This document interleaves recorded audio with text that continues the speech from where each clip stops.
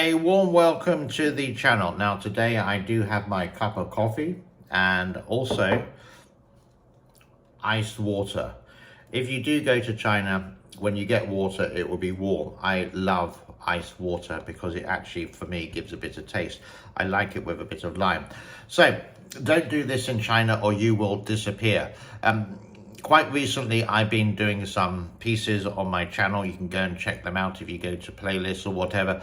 And you can read some of the comments. And a lot of them are comments related to how wrong I am, and I have tracked a couple of them using Grabify and found out that they did come from mainland China using a VPN, which is totally illegal unless the government allows you to use it. It's a sort of weird kind of law with that. So but I do reply back, and a lot of the time you would see with these people who do the negative about you when you say something truthful about China, and they would deny it, like absolute poverty or the economics of China, whatever, wouldn't have any evidence. They just say you're a big fat liar, or they would personally attack you. This would be common, and I'm being sort of attacked. Do I care? Not really. And if I did go to China, even if I was in transit in Hong Kong, maybe the authorities would come along and put me in the nick, the police station, and maybe deported or whatever. But anyhow, I have no attention to. I do have some really good friends in Shanghai and in Hong Kong. It's quite simple. I would just go to Taiwan and they can come, where it's the best democracy, people would say, in all of Asia. So don't do this in China, you will disappear. Don't say anything bad in a bar, for example, about Xi Jinping. Don't say he's an idiot, don't say he's a clown, just don't even go there. Avoid the topic of Taiwan. Just say, I want to go to Taiwan. Never say, I want to go to the country, because it's just not worth the hassle. And if the authorities get wind of this, that you're blurting out your mouth in a bar, then they may pick you up at 4 o'clock in the morning and they'll say, let's go for a cup of tea, and you may be deported. Years and years ago, when I was in places like Wuhan in 1994, I had a African-American DJ working in Chongqing. He had a girlfriend, all very happy. But the authorities came to his door literally at 4 o'clock in the morning, and it was illegal for a foreigner to have a Chinese girlfriend. The reason being they didn't want the girlfriend to be influenced by Western things. I was going to use the word influence again, and it was totally illegal. When I was in Wuhan, yeah, I did have girlfriends, but through corruption in a positive way, my boss was Mr. Wu, who was a former presidential bodyguard, and his friend was the chief of police. So I had a get out of jail card free. So when I got stopped by the police in a taxi with my girlfriend, I just handed the police the card, and then they saluted me like that. Is it wrong? Yeah, it is. But hey, it's the old thing. It's not what you know, it's who you know. You may be a very good teacher in biology, but you've got to know people to get into the top university as a teacher or a professor, etc., etc. You could say this is quite common in a lot of countries. You are a guest in their country, you have to abide by the rules. So if you are in China, just don't do it. You can do it behind closed doors, but only do it with people that you truly trust. Like your relationship is like a family relationship. You know they're not going to rat on you. In America, in England, near enough, you do have the freedom. If you say you think King Charles is or Joe Biden is useless, then fine, go ahead. People will agree, people will disagree, but it's not a criminal offense. In some countries, like in China, you say one thing bad about Xi in a public place, other people would hear, the snitches would follow you, and then you may get the authorities there saying you can't say that. It's the same in Thailand with the royal family. It's the same in lots, but in you say the Western or very, very democratic countries, you can say what you want. In Taiwan, if you don't like the president, you can say it. People may disagree with you, may have an argument, but you're not going to be in prison for it. Unlike in China, you may disappear. Years and years ago, there used to be two Canadian guys who actually spoke the truth about China and did some videos related to it on YouTube or whatever. They got arrested for doing that, and they spent quite a few years in Chinese prisons until they got released and near enough then deported, never to be allowed back into China. China, don't get me wrong, when I'm saying China, I'm talking about the authorities. I'm not talking about the people. The people are lovely. They're just the same as you and I. They want to earn some money. They want to have a house. They want to have a car. They want to have a family. I think I'm repeating what I say quite often now. And they just accept the rules. And if they're true to you and you say something, they say, don't go down that line. And in private, you can sort of ask and say, just don't do it. Yeah. So you are, when they say you have freedom in China, you have a lot more freedom than 40 years ago, but the freedom of speech or making a video on social media like this, I would say, just don't go down that path unless you're never going to go to China again, or whatever. I would love one YouTuber, for example, to actually go and spend 1 year in China and filming lots of things which maybe they're not supposed to film, and then getting that film out of China and then going into a democracy, posting it on YouTube, and we can actually see. At the moment, if you watch a video from China, it's going to be all pro CCP. It's not going to be, it's going to be all pro CCP. And with that, they are talking, we call them shills. They're saying China's economy is booming, it's doing really well. And then they go out on the street and then they would go to a busy part of the city center. It's Chinese New Year at the moment, so it's always going to be busy. And they say, look, everything is fine.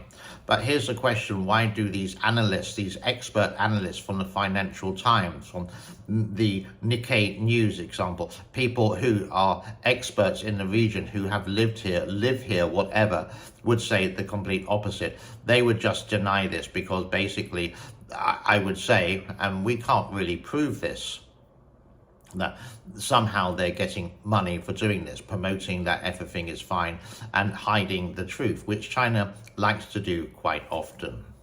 So do come to China by all means, but just keep stum a little bit. Don't go into politics. Go to Beijing, go to the Forbidden City, go to the Great Wall of China, go to Xi'an, go to see the Terracotta Army, go to Chengdu to see the pandas, go to Shenzhen to see the most modern city in China, go to Shanghai, the most cosmopolitan, and shopping. Enjoy the sights, enjoy the food, enjoy the culture, but don't get into any conversations related to politics. Just say, I really don't know, it doesn't interest me, I come here to visit China, or this could be in Thailand, this could be Russia, this could be any other country, even Iran. Go there and have a look and see for yourself if it interests you. I did actually watch a video a couple of days ago, maybe 3 or 4 days ago, where they actually showed you this really nice shopping center right in the middle of Tehran. It did have like 2 million views because it was sort of unique, because what we think of a country sometimes may be the complete opposite. Maybe it is like the golden thing there and it's new, but you can actually see real Iranians actually live in their country, and sometimes media would actually portray it in a different way. So media should always be objective, and then you can take your own opinion from that. It should never be subjective, unless it's something really sad, like someone unfortunately passes away because of something bad which happened. Of course the journalist is going to be subjective, that they should be objective in that way. So that's being human. There are some people on YouTube who would constantly rattle on about Israel and Hamas and Hezbollah, Palestine, etc. And they would actually say, Israel is wrong. Yeah, but you always forget who started the actual conflict way back in October the 7th, 2023. And why did you do it? Because you know Israel was going to it was going to not come in lightly. It was going to come in hard. Again, what I'm doing is just having a coffee with you, having a rattle and a chat with you of some things which I just wanted to maybe get off my chest, and possibly I am repeating myself. I'm going to have another sip of coffee. Now, you may notice on my channel that I leave most of the comments there, and most of the time I put in a reply. And a lot of the people who do like the communist media would just delete my comments. So if they said something like absolute poverty has disappeared in China all because of Xi Jinping, it's a simple Google search and you would say the World Bank announced since the 1980s, not since Xi Jinping took power. It's a long process, and yes, 800 million people have, but they manipulate that in another way, and now they say there's no absolute poverty. But hey, go on Google, type in that, and you will see pictures of today of absolute poverty. Some YouTubers in China, one guy is called Jerry Good, he's a South African guy, and he got caught red-handed saying, oh, there's no poverty in China, doing a live stream down the street, and basically there was a beggar. So he flipped the camera around and said, oh, look at the traffic, where there was a guy with the worst traffic laws ever that he was committing offences to. So he swooped the camera around and there was another beggar. He was just having an unlucky day. Basically, he should have deleted that video and he got ridiculed for it.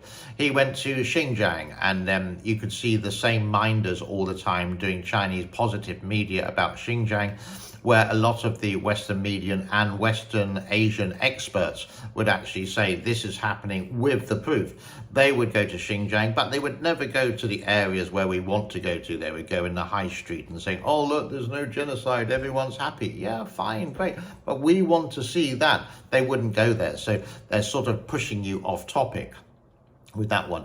And what the Chinese government is doing with Xinjiang is basically turning it into a big tourist attraction. So you can go here, there's many places you can go to, but the coordinates of the re-educational camps, which you can find quite easily on Google, you will just not be able to go to. Many journalists, like from the Times or the Telegraph, I think it was the Telegraph, they tried to go to some of these coordinates, then these ununiformed military or police personnel would just go, no, no, no, no, no, no, no, no, no, and they would hide the camera like that. In other words, it means something is going on and we're trying to discover what it is. So would I live in China? If I did, there would be one city I think I would like apart from the weather, is Hangzhou. Hangzhou is very close to Shanghai. It's in the southwest of Shanghai, maybe 40 minutes by high-speed train. It's a very green city. There's plenty of opportunities if I was young enough to work there. And Shanghai is so close. So you could work in Shanghai and live in Hangzhou with the cheaper cost of living. But my restrictions that you do have the internet, but if I wanted to watch Netflix, no. The English-speaking channels, there are some, but everything is controlled. And that control I don't like. If I want to watch something on Netflix, which is interesting, it may contain nudity or violence or drugs or smoking. That's up to me if I want to watch it or not. I don't want other people to decide whether. So I like the freedom of choice, the freedom of speech. In China, yes, you do have a lot of freedom that compared to before, but if I wanted to go on YouTube and find out who won the Super Bowl, for example, or see some of the highlights, I would need a VPN. A VPN is a virtual private network. It's easily available in China, but more recently there have been some government officials saying a VPN is illegal unless it's approved. Sorry, your VPN has been approved by the government. I had a friend a long time ago, she did actually come from Hangzhou and she did go to Xi'an. Sorry, she went to Xinjiang in the northwest, where all the problems with the Uyghurs and all this which is happening there. She was using a VPN on her phone. The police actually came to her hotel room and said, can you turn off your VPN? You're not allowed to use it here.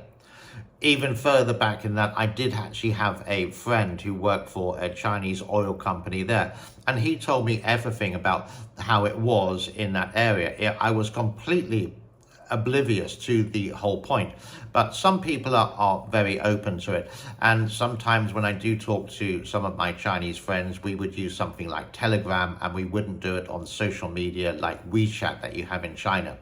And here's another thing with WeChat. If you did want to come, you would really need it, but it's difficult to, you can download it, but then you need to be verified by a friend, because that's going to be your guarantor. If you say anything bad, your friend will be punished as well. So before, it wasn't like that. So you can see this authoritarian just controlling your life.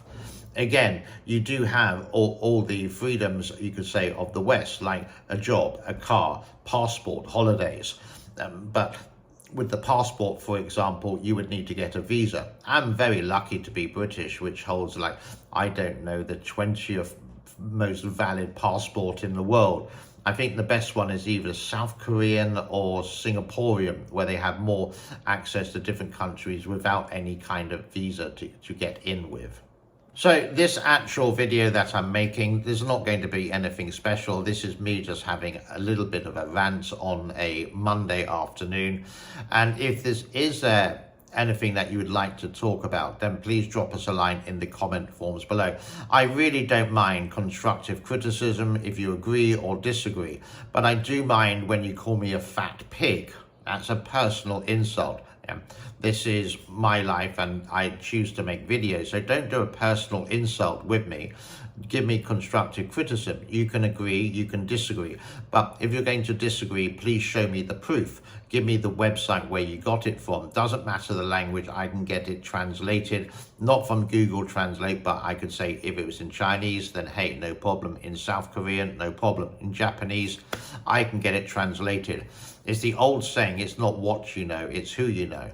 So again, quite often when I do want to find out information, I would contact some of my friends on a secure network like Telegram, an encrypted network like Telegram. You could say it's similar to WhatsApp, and there they can actually speak freely. Obviously, I will never give their names away or their details. So when people do ask, I just say, no, this is my information. This is my personal hotline. Like many of the YouTubers like Winston and Matt from ADV China or Serpent ZA or Laowai86 or Free China. My friend Mr. Han from England. We do have contacts and we can get the information, but we have to be very careful not to disclose our source. So you'd have to use encrypted services, again, like Telegram.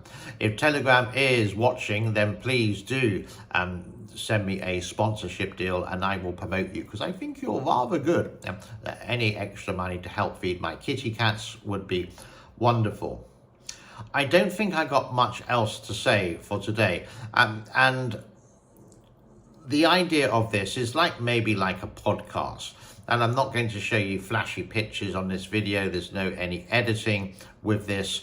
And it's just a word of warning. You may have been in America all your life. You may be like 40 years old and you want to travel and you've heard great things about China. Do go to China by all means, but do be aware of the things that you can't do. Now, when I first started to travel in Asia, I used to buy the Lonely Planet books, and they were fantastic. When I went to China for the first time, I did have the Lonely Planet, and basically it said some great things. Don't talk about Mao. Just keep quiet about it. Mao Zedong. Don't have a Chinese girlfriend. Do expect spitting on the road. The transport system in certain systems is awful. Just be patient, because once you start to understand China, it's a wonderful country. Never talk about politics, etc. And this was in black and white on the Lonely Planet. It was so useful that if I had any questions that what I could do, I could just reference this book, and it went through all the history of the dynasties, then the do's and don'ts, and then the things about the actual city that you wanted to go to, or even the transport, and even the costs according to the year. Fantastic. And that's how I first started in, you could say, Asia. So many thanks to Lonely Planet. They are still around and mostly online. But if you are, I would actually go and buy the book. But if you, or a digital book, and there you can really understand, because it's not written just by expert travel writers. It's written by people like you and I, who would put in their comments and their real-time experiences. Then the travel writers would try to verify this, and they would put in pictures as well of what life is really like. Some amazing pictures. You go, wow, I want to visit there. Or a beggar on the streets, and this is the real life, let's say, in a certain part of a certain country somewhere in the world. I'm going to leave it there for today because I waffled on too much. Please do like, share, subscribe. If you want to support the channel, there's all the links in the description below. And if there are any thoughts that you would like to discuss, then maybe the next video we would do is like the comments, the comments from people who are interested, and maybe some of the comments who just like to bash me and call me a piece of white trash, for example. I'm thick-skinned, I can take quite a lot of it, but unlike a lot of people on YouTube who would be like in China, they would just delete the comment and maybe block me from it, which has happened 1 or 2 times. It shows that I don't know. It's a two-way discussion. This is social media. It's not just one way. If something good happens in China, and then I would love to announce it. If something bad happens in China, I would like to announce it as well. Have a happy day. Enjoy your week. Bye-bye for now. Cheers.